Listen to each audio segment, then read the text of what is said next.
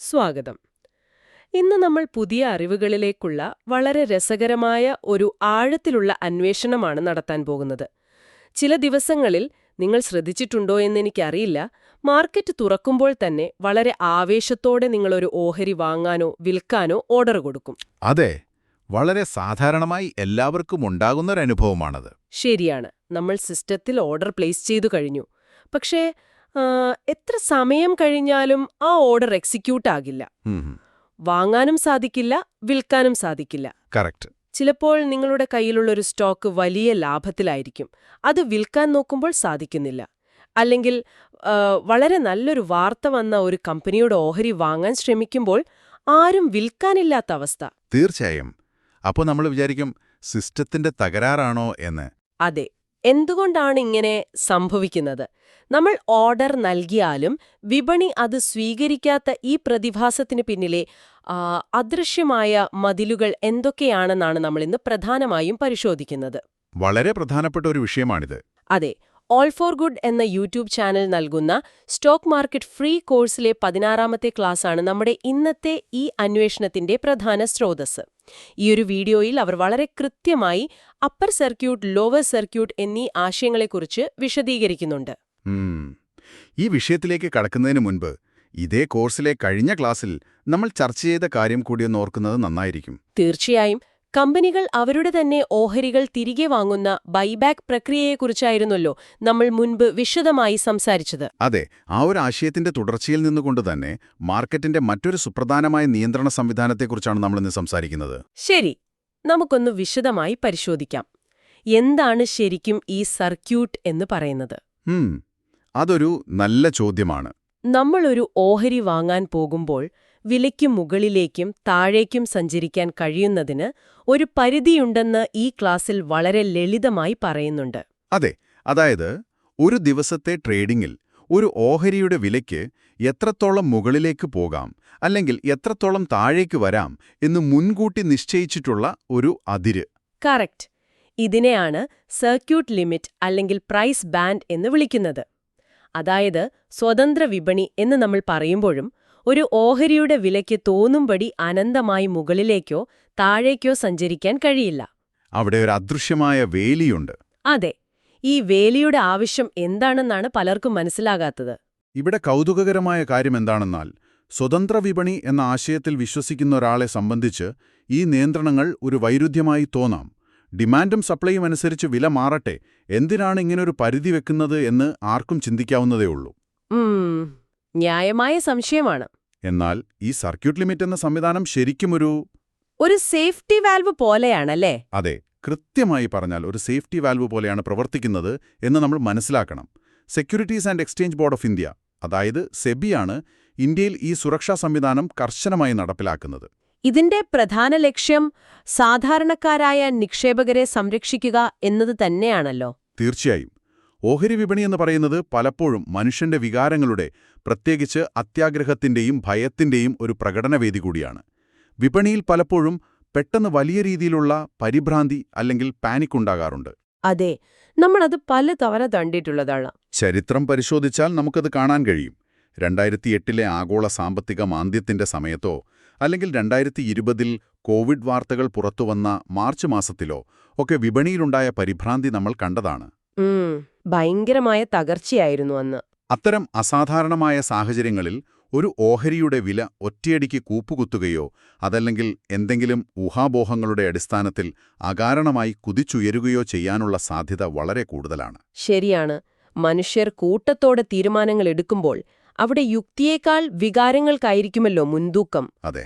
ഇങ്ങനെ ഒരു സാഹചര്യത്തിൽ ഈ പ്രൈസ് ബാൻഡ് അല്ലെങ്കിൽ സർക്യൂട്ട് ലിമിറ്റ് എന്ന വേലിയില്ലായിരുന്നെങ്കിലോ വലിയ അപകടമുണ്ടായേനെ. ഒരുപക്ഷെ 10 രൂപ വിലയുണ്ടായിരുന്ന ഓഹരി ഒരൊറ്റ ദിവസം കൊണ്ട് 1000 രൂപയിലെത്തിയേക്കാം. അല്ലെങ്കിൽ 1000 രൂപയുടെ ഓഹരി 10 രൂപയിലേക്ക് വീണേക്കാം. ഇത് സാധാരണക്കാരായ നിക്ഷേപകരുടെ സമ്പത്ത് ഒരൊറ്റ ദിവസം കൊണ്ട് ഇല്ലാതാക്കും. ഇത് തടയാനും വിപണിയിൽ ഒരു സ്ഥിരത നിലനിർത്താനുമാണ് ഈ സിസ്റ്റം കൊണ്ടുവന്നിട്ടുള്ളത്, അല്ലേ? അതെ, അതാണ് ഇതിന്റെ ഏറ്റവും വലിയ ഗുണം. ഒരു സേഫ്റ്റി വാൾവ് എന്ന ആശയം വളരെ പ്രധാനപ്പെട്ടതാണ്. മാർക്കറ്റിൽ ഇമോഷൻസ് വർക്ക് ചെയ്യുമ്പോൾ യുക്തിക്ക് സ്ഥാനമില്ല എന്ന് പറയുന്നത് എത്രത്തോളം ശരിയാണെന്ന് ഈ സർക്യൂട്ടുകൾ പ്രവർത്തിക്കുന്ന രീതി കാണുമ്പോൾ നമുക്ക് മനസ്സിലാകും. തീർച്ചയായും. ഈ അടിസ്ഥാന ആശയം മനസ്സിൽ വെച്ചുകൊണ്ട് നമ്മൾക്ക് ഓൾ ഫോർ ഗുഡ് ക്ലാസ്സിൽ പറയുന്ന ആദ്യത്തെ അവസ്ഥയിലേക്ക് വരാം. എന്താണ് അപ്പർ സർക്യൂട്ട്? അപ്പർ സർക്യൂട്ട് ആ വീഡിയോയിൽ നൽകിയിട്ടുള്ള വളരെ ലളിതമായ 100 രൂപയുടെ ഉദാഹരണം വെച്ച് തന്നെ നമുക്കിത് മനസ്സിലാക്കാൻ ശ്രമിക്കാം. ഒരു ദിവസം ഒരു ഓഹരിക്ക് എത്താൻ സാധിക്കുന്ന ഏറ്റവും ഉയർന്ന വിലയാണ് അപ്പർ സർക്യൂട്ട് എന്ന് പറയുന്നത്. ശരിയാണ്. ഇപ്പോൾ 100 രൂപ വിലയുള്ള ഒരു ഓഹരിയുണ്ട്.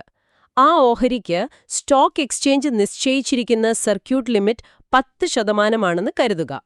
അങ്ങനെയെങ്കിൽ ഇന്നത്തെ ദിവസം ആ ഓഹരിയുടെ വിലയ്ക്ക് പരമാവധി എത്ര രൂപ വരെ ഉയരാൻ സാധിക്കും? 100ന്റെ 10% 10 ആണ്. അതെ. അപ്പോ 100 രൂപയും ഈ 10 രൂപയും ചേർത്ത് പരമാവധി 110 രൂപ വരെ മാത്രമേ ആ ഓഹരിക്കന്ന് ഉയരാൻ സാധിക്കൂ. രാവിലെ മാർക്കറ്റ് തുറന്ന് ഡിമാൻഡ് കൂടി വില പതുക്കെ ഉയർന്ന് ഈ 110 രൂപയിൽ എത്തിക്കഴിഞ്ഞാൽ പിന്നീട് ആ വിലയ്ക്ക് മുകളിലേക്കൊന്ന് ട്രേഡിംഗ് നടക്കില്ല. കറക്റ്റ്. അതൊരു സീലിംഗ് പോലെയാണ്. ആ സീലിംഗിൽ മുട്ടിക്കഴിഞ്ഞാൽ പിന്നെ മുകളിലേക്ക് പോകാൻ കഴിയില്ല. ഈ അവസ്ഥയെയാണ് നമ്മൾ അപ്പർ സർക്യൂട്ട് അടിച്ചു എന്ന് പറയുന്നത്. ഈ സീലിംഗിൽ വില വന്ന് മുട്ടുമ്പോൾ ശരിക്കും ഓർഡർ ബുക്കിൽ എന്താണ് സംഭവിക്കുന്നത് എന്നത് നിക്ഷേപകർ നിർബന്ധമായും അറിഞ്ഞിരിക്കേണ്ട ഒരു കാര്യമാണ്. അതെ, അവിടെയാണ് യഥാർത്ഥ മാജിക് നടക്കുന്നത്. ഒരു ഓഹരി അപ്പർ സർക്യൂട്ടിലെത്തുമ്പോൾ ആ സ്റ്റോക്കിന്റെ ഓർഡർ ബുക്ക് നമ്മൾ എടുത്തു നോക്കിയാൽ വളരെ വിചിത്രമായൊരു കാഴ്ച കാണാൻ കഴിയും. അവിടെ ആ ഓഹരി വാങ്ങാൻ തയ്യാറായി നിൽക്കുന്ന ആളുകൾ, അതായത് ബയേഴ്സ് മാത്രമേ ഉണ്ടാകൂ. സെല്ലേഴ്സ് ആരും കാണില്ല. ഇല്ല. ചിലപ്പോൾ ലക്ഷക്കണക്കിന് ഓർഡറുകൾ വാങ്ങാനായി അവിടെ പെൻഡിംഗ് ആയി കിടപ്പുണ്ടാകും. ആർക്കും അത് കിട്ടുന്നുമുണ്ടാകില്ല. കാരണം ആ ഓഹരി വിൽക്കാൻ ഒരാൾ പോലും, അതായത് സെല്ലേഴ്സ് ആരും തന്നെ ആ വിലയ്ക്ക് അവിടെ ഉണ്ടാകില്ല. എല്ലാവർക്കും ആ ഓഹരി വേണം, പക്ഷെ കയ്യിലുള്ളവരാരും അത് കൊടുക്കാൻ തയ്യാറല്ല എന്ന അവസ്ഥ. അതെ. ഇത് സാധാരണയായി സംഭവിക്കുന്നത് എപ്പോഴാണെന്ന് ചോദിച്ചാൽ, ഒരു കമ്പനിയെക്കുറിച്ച് അപ്രതീക്ഷിതമായി വളരെ മികച്ചൊരു വാർത്ത വരുമ്പോഴാണ്. ഉദാഹരണത്തിന്, ആ കമ്പനിക്ക് സർക്കാരിൽ നിന്ന് വലിയൊരു കോൺട്രാക്റ്റ് കിട്ടി, അല്ലെങ്കിൽ അവരുടെ ത്രൈമാസ റിസൾട്ടുകൾ മാർക്കറ്റ് പ്രതീക്ഷിച്ചതിലും വളരെ മികച്ചതായി വന്നു, അതുമല്ലെങ്കിൽ മറ്റൊരു വലിയ കമ്പനി ഇവരെ ഏറ്റെടുക്കാൻ പോകുന്നെന്നൊക്കെ വാർത്ത വരുമ്പോൾ. അത്തരം സമയങ്ങളിൽ ഈ ഓഹരി സ്വന്തമാക്കിയാൽ വലിയ ലാഭം കിട്ടും എന്നൊരു ചിന്ത എല്ലാവരിലും ഉണ്ടാകും. അങ്ങനെ ഡിമാൻഡ് വലിയ രീതിയിൽ കൂടും. എല്ലാവരും ഒരുമിച്ച് വാങ്ങാൻ ശ്രമിക്കുമ്പോൾ സ്വാഭാവികമായും വില കുതിച്ചുയരും. ഒടുവിൽ അത് എക്സ്ചേഞ്ച് നിശ്ചയിച്ച ആ 10% അല്ലെങ്കിൽ 20% ആയ അപ്പർ സർക്യൂട്ട് പരിധിയിൽ ചെന്ന് ലോക്കാകും. ഈയൊരു സമയത്ത് വിൽക്കാൻ ആരുമുണ്ടാകില്ല എന്ന് പറയുന്നത് മനുഷ്യന്റെ ഒരു അടിസ്ഥാന മനഃശാസ്ത്രമാണ്. തീർച്ചയായും. നിങ്ങളൊന്ന് ആലോചിച്ചു നോക്കൂ. നിങ്ങളുടെ കയ്യിൽ ഒരു നല്ല കമ്പനിയുടെ ഓഹരിയുണ്ട്. നിങ്ങളത് കുറച്ചു നാളായി ഹോൾഡ് ചെയ്യുകയാണ്. പെട്ടെന്നൊരു ദിവസം ആ കമ്പനിയെക്കുറിച്ച് വളരെ മികച്ചൊരു വാർത്ത പുറത്തുവന്നു. അതെ, നിങ്ങളുടെ സ്റ്റോക്കിന്റെ ഡിമാൻഡ് പെട്ടെന്ന് കൂടി. മാർക്കറ്റ് തുറന്നപ്പോൾ തന്നെ എല്ലാവരും നിങ്ങളുടെ കയ്യിലുള്ള അതേ ഓഹരി വാങ്ങാൻ വേണ്ടി വലിയ തിരക്ക് കൂട്ടുകയാണ്. ഓരോ മിനിറ്റിലും വില മുകളിലേക്ക് പൊക്കൊണ്ടിരിക്കുന്നു. അപ്പോൾ നിങ്ങൾ നിങ്ങളുടെ പോർട്ട്ഫോളിയോയിൽ ഈ ലാഭം കണ്ട് അത് വിൽക്കാൻ തയ്യാറാകുമോ? ഒരിക്കലുമില്ല. നാളെ ഇതിലും കൂടുമെന്നല്ലേ നമ്മൾ ചിന്തിക്കൂ. കറക്റ്റ്. നിങ്ങൾ ചിന്തിക്കും, ഇന്ന് ഇത്രയും ഡിമാൻഡ് ഉണ്ടെങ്കിൽ നാളെ ഇതിന്റെ വില ഇതിലും കൂടും, അതുകൊണ്ട് ഇന്ന് വിൽക്കുന്നില്ല, നാളെ നോക്കാമെന്ന്. നിങ്ങളുടെ അതേ മാനസികാവസ്ഥ തന്നെയാണ് ഈ ഓഹരി കയ്യിലുള്ള മറ്റ് ലക്ഷക്കണക്കിന് നിക്ഷേപകർക്കുമുള്ളത്. അതാണ് ആ ഓർഡർ ബുക്കിൽ ആരും വിൽക്കാൻ തയ്യാറാകാത്തത്. അവിടെ ഭയമല്ല, മറിച്ച് കുറച്ചുകൂടി ലാഭം കിട്ടുമെന്ന പ്രതീക്ഷയാണ്. അല്ലെങ്കിൽ വിറ്റുപോയാൽ ഈ വലിയ ലാഭം നഷ്ടപ്പെടുമോ എന്ന ഫിയർ ഓഫ് മിസ്സിംഗ് ഔട്ട്, അതായത് ഫോമോ ആണ് പ്രവർത്തിക്കുന്നത്. ശരിയാണ്. അങ്ങനെ വരുമ്പോഴാണ് എത്ര രൂപ കൊടുത്തും വാങ്ങാൻ ആളുകൾ തയ്യാറാണെങ്കിലും ഈ സിസ്റ്റം വെച്ചിട്ടുള്ള സർക്യൂട്ട് ലിമിറ്റ് കാരണം വില അവിടെ നിൽക്കുന്നത്. ഇനി ഇതിന്റെ നേരെ വിപരീതമായ അവസ്ഥയുണ്ടല്ലോ, അതാണല്ലോ കൂടുതൽ അപകടകരം. വലിയ ക്യാൻവാസിലേക്ക് ഇതിനെ ബന്ധിപ്പിച്ചാൽ ഈ അപ്പർ സർക്യൂട്ടിന്റെ നേരെ വിപരീതമായ അവസ്ഥയിലാണ് മനുഷ്യന്റെ യഥാർത്ഥ ഭയം നമ്മൾ കാണുന്നത്. അതാണ് ലോവർ സർക്യൂട്ട്. Lower circuit. അതെ, ഒരു ദിവസം ഒരു ഓഹരിയുടെ വിലയ്ക്ക് താഴേക്ക് പോകാവുന്ന ഏറ്റവും കുറഞ്ഞ വിലയാണ് ലോവർ സർക്യൂട്ട് എന്ന് വിളിക്കുന്നത്. ഒരു ഫ്ലോർ അഥവാ തറ പോലെയാണ് ഇതിന്റെ പ്രവർത്തനം. ആ തറയിൽ വന്നിടിച്ചാൽ പിന്നെ അതിന് താഴേക്ക് വിലയ്ക്ക് വീഴാൻ കഴിയില്ല. നമ്മൾ നേരത്തെ പറഞ്ഞ അതേ 100 രൂപയുടെ ഓഹരിയുടെ ഉദാഹരണം തന്നെ വീണ്ടും എടുക്കാം. സർക്യൂട്ട് ലിമിറ്റ് അതേ 10% തന്നെയാണെന്ന് കരുതുക. എന്തെങ്കിലും കാരണവശാൽ ആ കമ്പനിയെക്കുറിച്ച് വളരെ മോശമായൊരു വാർത്ത വന്നു. വില താഴേക്ക് പോവുകയാണെങ്കിൽ അതെത്രത്തോളം താഴേക്ക് പോകും? 100ന്റെ 10% കുറഞ്ഞാൽ അത് പരമാവധി 90 രൂപ വരെ മാത്രമേ താഴേക്ക് പോകൂ. അതെ, ഈ 90 രൂപയിലെത്തിയാൽ പിന്നെ ആ ദിവസം അതിന് താഴേക്ക് വില വീഴില്ല. ഈ അവസ്ഥയാണ് മാർക്കറ്റിൽ ലോവർ സർക്യൂട്ട് അടിച്ചു എന്ന് പറയുന്നത്. ഇവിടെ ഓർഡർ ബുക്കിലെ അവസ്ഥ അപ്പർ സർക്യൂട്ടിന്റെ നേരെ വിപരീതമായിരിക്കും. അവിടെ സെല്ലേഴ്സ് മാത്രമേ ഉണ്ടാവൂ അല്ലേ? ഓർഡർ ബുക്കിൽ നോക്കിയാൽ വിൽക്കാൻ തയ്യാറായി നിൽക്കുന്ന സെല്ലേഴ്സ് മാത്രമായിരിക്കും ഉണ്ടായിരിക്കുക. എങ്ങനെയെങ്കിലും തങ്ങളുടെ കയ്യിലുള്ള ഓഹരി വിറ്റൊഴിവാക്കാൻ ലക്ഷക്കണക്കിന് ആളുകൾ ഓർഡർ വെച്ചിട്ടുണ്ടാകും. എന്നാൽ അത് വാങ്ങാൻ ഒരാൾ പോലും അവിടെ ഉണ്ടാകില്ല.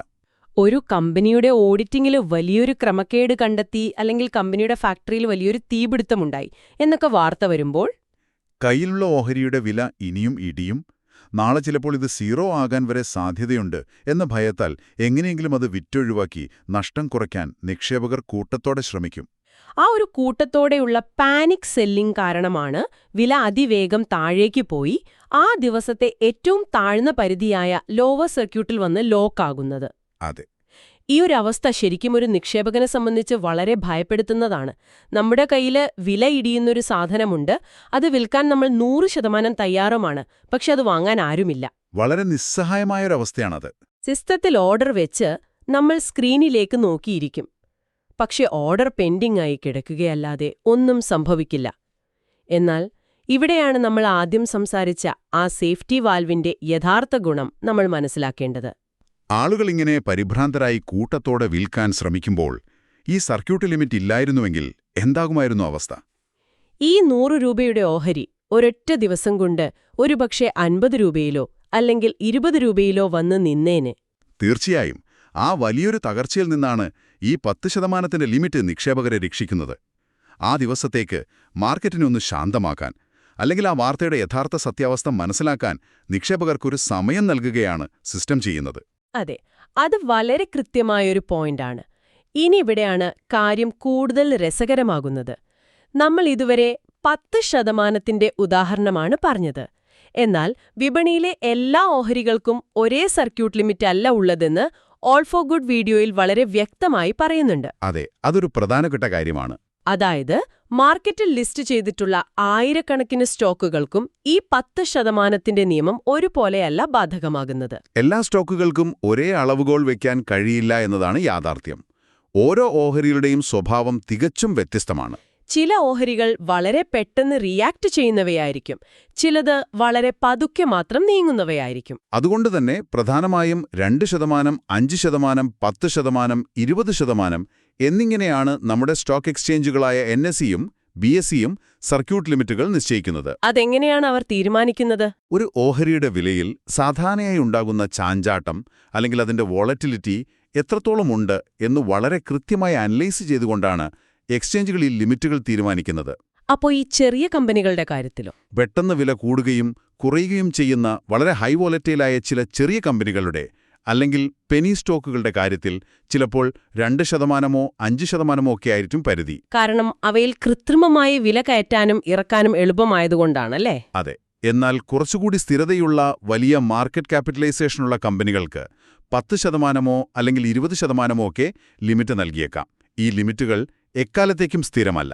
സ്റ്റോക്കിന്റെ സ്വഭാവം മാറുന്നതിനനുസരിച്ച് എക്സ്ചേഞ്ചുകൾ കാലാകാലങ്ങളിൽ ഈ ലിമിറ്റുകൾ പുനഃപരിശോധിക്കുകയും മാറ്റങ്ങൾ വരുത്തുകയും ചെയ്യാറുണ്ട്. ഈ ലിമിറ്റുകൾ മാറ്റുന്നത് സംബന്ധിച്ചുള്ള സർക്കുലറുകൾ നമ്മൾ വാർത്തകളിൽ കാണാറുള്ളതാണ്. ഇന്ന ഓഹരിയുടെ സർക്യൂട്ട് ലിമിറ്റ് 20%-ൽ നിന്ന് 10%-ആക്കി കുറച്ചു എന്നൊക്കെ. അതെ. എന്നാൽ ഈ ലിമിറ്റുകളുമായി ബന്ധപ്പെട്ട് നമ്മൾ അറിഞ്ഞിരിക്കേണ്ട ഏറ്റവും വലിയൊരു എക്സെപ്ഷൻ അല്ലെങ്കിൽ ഒരു സവിശേഷത ആ ക്ലാസ്സിലെടുത്ത് പറയുന്നുണ്ട്. എല്ലാ ഓഹരികൾക്കും ഈ പറഞ്ഞതുപോലെ 2, 5, 10, 20% സർക്യൂട്ട് ലിമിറ്റ് ഇല്ല. ഇത് കേൾക്കുമ്പോൾ പുതിയ നിക്ഷേപകർക്ക് ഒരുപക്ഷെ അത്ഭുതം തോന്നാം. നമ്മൾ ദിവസവും വാർത്തകളിൽ കേൾക്കുന്ന റിലയൻസ്, HDFC ബാങ്ക്, TCS പോലെയുള്ള അതികായന്മാരായ കമ്പനികളുടെ ഓഹരികൾക്ക് ഈ പറഞ്ഞതുപോലെയുള്ള സ്ഥിരമായ സർക്യൂട്ട് ലിമിറ്റുകളില്ല. എന്തുകൊണ്ടാണ് അത് എന്ന് പലരും ചിന്തിക്കുന്നുണ്ടാവും. കാരണം ഈ ഓഹരികളെല്ലാം ഫ്യൂച്ചേഴ്സ് ആൻഡ് ഓപ്ഷൻസ്, അതായത് F&O സെഗ്മെന്റിൽ ട്രേഡ് ചെയ്യുന്നവയാണ്. ഈ F&O ഓഹരികൾക്ക് സാധാരണഗതിയിലുള്ള ഫിക്സഡ് ആയ അപ്പർ ലോവർ സർക്യൂട്ടുകൾക്ക് പകരം ഡൈനാമിക് പ്രൈസ് ബാൻഡ് എന്നൊരു വ്യത്യസ്തമായ സംവിധാനമാണ് എക്സ്ചേഞ്ച് നൽകിയിരിക്കുന്നത്. ഈ F&O ഓഹരികൾക്ക് എന്തിനാണ് ഇങ്ങനൊരു പ്രത്യേക പരിഗണന നൽകുന്നത് എന്ന് നമ്മൾ ചിന്തിക്കേണ്ടതുണ്ട്. ഫ്യൂച്ചേഴ്സ് ആൻഡ് ഓപ്ഷൻസ് എന്ന് പറയുന്നത് തന്നെ ഈ ഓഹരികളുടെ വിലയെ അടിസ്ഥാനമാക്കി പ്രവർത്തിക്കുന്ന ഡെറിവേറ്റീവ് കോൺട്രാക്റ്റുകളാണ്. അവിടെ വലിയ ഇൻസ്റ്റിറ്റ്യൂഷണൽ നിക്ഷേപകരും ഫണ്ടുകളും കോടിക്കണക്കിന് രൂപയുടെ ട്രേഡിംഗ് ആണല്ലോ നടത്തുന്നത്. അതെ, അവർ പലപ്പോഴും തങ്ങളുടെ നിക്ഷേപങ്ങളെ ഹെഡ്ജ് ചെയ്യാൻ കൂടിയാണ് F&O ഉപയോഗിക്കുന്നത്. അപ്പോൾ ഒരു റിലയൻസ് പോലെയുള്ള ഓഹരി 10% വന്ന് ലോക്കായി എന്ന് കരുതുക. ആ ഓഹരിയെ അടിസ്ഥാനമാക്കി പ്രവർത്തിക്കുന്ന ഡെറിവേറ്റീവ് മാർക്കറ്റ് മുഴുവൻ അവിടെ സ്തംഭിച്ചു പോകും. വലിയ നിക്ഷേപകർക്ക് തങ്ങളുടെ പൊസിഷനുകൾ ക്ലോസ് ചെയ്യാൻ കഴിയാത്ത അവസ്ഥ വരുമല്ലേ? തീർച്ചയായും. അത് മാർക്കറ്റിൽ വലിയൊരു സിസ്റ്റമിക് റിസ്ക് അല്ലെങ്കിൽ സാമ്പത്തിക തകർച്ച ഉണ്ടാക്കിയേക്കാം. അതുകൊണ്ടാണ് F&O സെഗ്മെന്റിന് ഡൈനാമിക് പ്രൈസ് ബാൻഡ് നൽകിയിരിക്കുന്നത്. ഈ ഡൈനാമിക് ബാൻഡ് പ്രവർത്തിക്കുന്നത് വളരെ സവിശേഷമായ ഒരു രീതിയിലാണല്ലോ. അതെ, ഒരു F&O ഓഹരിയുടെ വില ഒരു നിശ്ചിത ശതമാനം കൂടിയാലോ കുറഞ്ഞാലോ അവിടെ ട്രേഡിംഗ് പെട്ടെന്ന് നിർത്തിവെക്കും. നമ്മൾ നേരത്തെ കണ്ടതുപോലെ വില അവിടെ ലോക്കായി ആ ദിവസത്തേക്ക് ട്രേഡിംഗ് പൂർണ്ണമായും അവസാനിക്കുകയല്ല ചെയ്യുന്നത്. പകരം ഒരു 15 മിനിറ്റ് നേരത്തേക്ക് ആ ഓഹരിയുടെ ട്രേഡിംഗ് എക്സ്ചേഞ്ച് താൽക്കാലികമായി നിർത്തിവെക്കും. ഇതിനെ ഒരു കൂളിംഗ് ഓഫ് പീരീഡ് എന്ന് വിളിക്കാമല്ലേ? കറക്റ്റ്. ഈ 15 മിനിറ്റ് സമയം എക്സ്ചേഞ്ച് മാർക്കറ്റിന് നൽകുന്നത് ഒന്ന് ശ്വാസം വിടാനാണ്. പാനിക്ക് കാരണം വിൽക്കുന്നവരും വാങ്ങുന്നവരും ആ സമയത്തുള്ള വാർത്തകളെയും സാഹചര്യങ്ങളെയും ഒന്നുകൂടി ശാന്തമായി വിലയിരുത്താൻ ഈ സമയം ഉപയോഗിക്കും. ആ 15 മിനിറ്റ് കഴിയുമ്പോഴോ? ആ 15 മിനിറ്റ് കഴിയുമ്പോൾ എക്സ്ചേഞ്ച് സ്വമേധയാ ആ സർക്യൂട്ട് ബാൻഡ് വീണ്ടും വർദ്ധിപ്പിച്ചു കൊടുക്കും. അതായത് 10% ലിമിറ്റെങ്കിൽ അത് 15% മറ്റോ ഉയർത്തും. അതിനുശേഷം വീണ്ടും ട്രേഡിംഗ് പുനരാരംഭിക്കും. വില വീണ്ടും ആ പരിധിയിലെത്തിയാൽ വീണ്ടും ഇതേ പ്രക്രിയ ആവർത്തിക്കും. അതുകൊണ്ടാണ് ഇവയെ ഡൈനാമിക് എന്ന് വിളിക്കുന്നത്. ഫിക്സഡ് ആയി നിൽക്കാതെ സാഹചര്യത്തിനനുസരിച്ച് അത് മാറിക്കൊണ്ടിരിക്കും. ഈ വൻകിട ഓഹരികളിൽ വിപണിയിലെ പണലഭ്യത, അതായത് ലിക്വിഡിറ്റി, എപ്പോഴും ഉറപ്പുവരുത്താൻ ഈ സംവിധാനം അത്യാവശ്യമാണ്. അതായത് ചെറിയ ഓഹരികളിൽ ആരെങ്കിലും വിചാരിച്ചാൽ പെട്ടെന്ന് വില കയറ്റാനും ഇറക്കാനും സാധിക്കും. അവിടെ ഫിക്സഡ് സർക്യൂട്ട് വേണം. എന്നാൽ ലക്ഷക്കണക്കിന് കോടികളുടെ മാർക്കറ്റ് ക്യാപ്പുള്ള വലിയ കമ്പനികളിൽ അങ്ങനെ എളുപ്പം കൃത്രിമം കാണിക്കാൻ കഴിയില്ല എന്നതുകൊണ്ടും കൂടിയാണ് ഈ ഡൈനാമിക് ബാൻഡ് അവർക്ക് അനുവദിച്ചിരിക്കുന്നത്. വളരെ ശരിയായ നിരീക്ഷണമാണ്. പെട്ടെന്നുള്ള ആഘാതങ്ങളിൽ നിന്ന് കാക്കുന്നു. അതെ, അപ്പർ സർക്യൂട്ട് അടിച്ച ഒരു ഓഹരിയുടെ ഓർഡർ ബുക്കിൽ വാങ്ങാൻ തയ്യാറുള്ള ബയേഴ്സ് മാത്രമേ ഉണ്ടാകൂ, വിൽക്കാൻ ആരുമുണ്ടാകില്ല. നേരെ മറിച്ച് ലോവർ സർക്യൂട്ട് അടിച്ച ഓഹരിയുടെ ഓർഡർ ബുക്കിൽ എങ്ങനെയെങ്കിലും വിറ്റ് പുറത്തു കടക്കാൻ തിടുക്കം കൂട്ടുന്ന സെല്ലേഴ്സ് മാത്രമേ ഉണ്ടാകൂ, വാങ്ങാൻ ആരും തന്നെ കാണില്ല. കൂടാതെ ഓരോ സ്റ്റോക്കിന്റെയും വോളറ്റിലിറ്റി അനുസരിച്ച് ഈ ലിമിറ്റുകൾ 2, 5, 10, 20 എന്നിങ്ങനെ വ്യത്യാസപ്പെട്ടിരിക്കുമെന്നും F&O ഓഹരികൾക്ക് സ്ഥിരമായ പരിധികളില്ലാതെ ഡൈനാമിക്കായ ബാൻഡുകളാണുള്ളതെന്നതും നമ്മൾ വളരെ വിശദമായി തന്നെ കണ്ടു. സർക്യൂട്ട് ലിമിറ്റുകൾ എങ്ങനെയാണ് പ്രവർത്തിക്കുന്നത് എന്നതിന്റെ മുഴുവൻ ചിത്രവും ഇപ്പോൾ വ്യക്തമായി എന്ന് കരുതുന്നു. വീഡിയോയുടെ അവസാന ഭാഗത്ത് അവർ സൂചിപ്പിക്കുന്നത് പോലെ ഈ വിഷയത്തിനു ശേഷം അടുത്തതായി നമ്മൾ പഠിക്കേണ്ട വിഷയം സ്റ്റോക്ക് മാർക്കറ്റിലെ വോളിയം എത്രത്തോളം നിർണായകമാണ് എന്നതിനെക്കുറിച്ചാണ്. പ്രത്യേകിച്ച് ടെക്നിക്കൽ അനാലിസിസിൽ വോളിയമിന്റെ പ്രാധാന്യം വളരെ വലുതാണ്. ഈ സർക്യൂട്ട് ലിമിറ്റുകൾ അടിക്കുമ്പോഴുള്ള ഓർഡറുകളുടെ എണ്ണവുമായി ബന്ധപ്പെട്ട് ഈ വോളിയം കൂടി ചേർത്ത് വായിക്കുമ്പോഴാണ് മാർക്കറ്റിന്റെ യഥാർത്ഥ പൾസ് നമുക്ക് മനസ്സിലാകുക. ഇതൊരു പ്രധാനപ്പെട്ട ചോദ്യം ഉയർത്തുന്നുണ്ട്. നമ്മൾ ഈ ചർച്ചയിലുടനീളം സർക്യൂട്ട് ലിമിറ്റുകളെ ഒരു സുരക്ഷാ സംവിധാനമായിട്ടാണ് കണ്ടത്. പെട്ടെന്നുള്ള വലിയ നഷ്ടങ്ങളിൽ നിന്നും നിക്ഷേപകരെ രക്ഷിക്കാനുള്ള ഒരു സേഫ്റ്റി വാൽവ്. അതെ, അതാണല്ലോ ഇതിന്റെ ഉദ്ദേശം. എന്നാൽ മനുഷ്യന്റെ മനഃശാസ്ത്രം വെച്ച് ചിന്തിക്കുമ്പോൾ ഇതൊരു ഇരുതല മൂർച്ചയുള്ള വാളല്ലേ എന്ന് സംശയിക്കേണ്ടിയിരിക്കുന്നു. വിപണിയിൽ ഒരു വലിയ തകർച്ചയുണ്ടാകുമ്പോൾ നിങ്ങളുടെ കയ്യിലുള്ള ഒരു ഓഹരി ലോവർ സർക്യൂട്ട് അടിക്കുകയാണ് എന്ന് കരുതുക. നിങ്ങൾക്കത് വിൽക്കാൻ കഴിയില്ല, കാരണം വാങ്ങാൻ ആരുമില്ല. അതൊരു പേടിപ്പെടുത്തുന്ന അവസ്ഥയാണ്. ഇത്തരമൊരു അവസ്ഥയിൽ സ്വന്തം കയ്യിലുള്ളതും വില ഇടിഞ്ഞുകൊണ്ടിരിക്കുന്നതുമായ ഒരു ഓഹരി വിറ്റുമാറാൻ സാധിക്കാതെ ആ സിസ്റ്റത്തിൽ ലോക്കായി കൊടുക്കുന്നത് സത്യത്തിൽ നിക്ഷേപകരിൽ ആശ്വാസത്തിന് പകരമായി കൂടുതൽ പരിഭ്രാന്തി സൃഷ്ടിക്കുകയല്ലേ ചെയ്യുന്നത്. ഒരു സേഫ്റ്റി വാൽവ് എന്ന നിലയിൽ അവർക്ക് ആശ്വാസം തോന്നുന്നതിന് പകരം തങ്ങളൊരു കെണിയിൽ പെട്ടുപോയി എന്ന തോന്നലല്ലേ ആ നിമിഷം അവർക്കുണ്ടാവുക.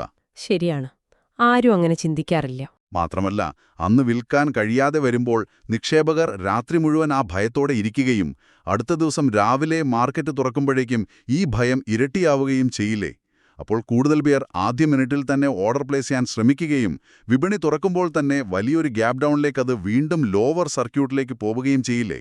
തീർച്ചയായും ആ സാധ്യത തള്ളിക്കളയാനാവില്ല. ഈ സുരക്ഷാ സംവിധാനം തന്നെ ചിലപ്പോൾ വിപണിയിലെ പാനിക് ഒന്നുകൂടി വലുതാക്കാൻ കാരണമാകുന്നുണ്ടോ എന്നത് നമ്മൾ ഗൗരവമായി ചിന്തിക്കേണ്ട ഒന്നാണ്. വളരെ പ്രസക്തമായൊരു ചിന്തയാണത്.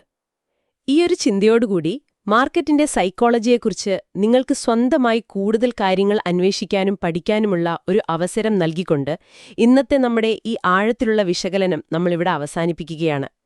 വിപണിയുടെ അദൃശ്യ മതിലുകളെക്കുറിച്ചുള്ള ഈ അറിവുകൾ നിങ്ങളുടെ നിക്ഷേപയാത്രയിൽ തീർച്ചയായും ഉപകാരപ്രദമാവട്ടെ. വീണ്ടും കാണാം.